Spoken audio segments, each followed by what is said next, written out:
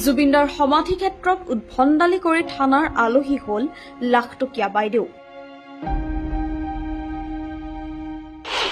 আদ্য শ্ৰাদ্ধৰ নিশা জুবিন ক্ষেত্ৰত তথাকথিত ইউটিউবাৰ মৃদুস্মিতাৰ উদ্ভণ্ডালি।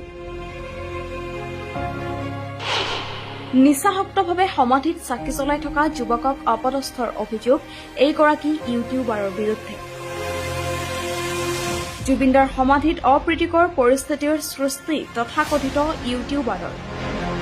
দুই ইউটিউবাৰৰ উদ্ভণ্ডালিত এতিয়া অগ্নিশৰ্মা হৈ পৰিছে ৰাইজ। লাখটকীয়া বাইদেউ খ্যাত মৃদুস্মিতা দত্ত আৰু ৰাজৰ বিৰুদ্ধে জাঙুৰ খাই উঠিল স্থানীয় ৰাইজ। নিজকে ইউটিউবাৰ বুলি পৰিচয় দিয়া এইগৰাকী মৃদুস্মিতা দত্তই এগৰাকী যুৱকক প্ৰহাৰ কৰাৰ অভিযোগ উত্থাপন হৈছে।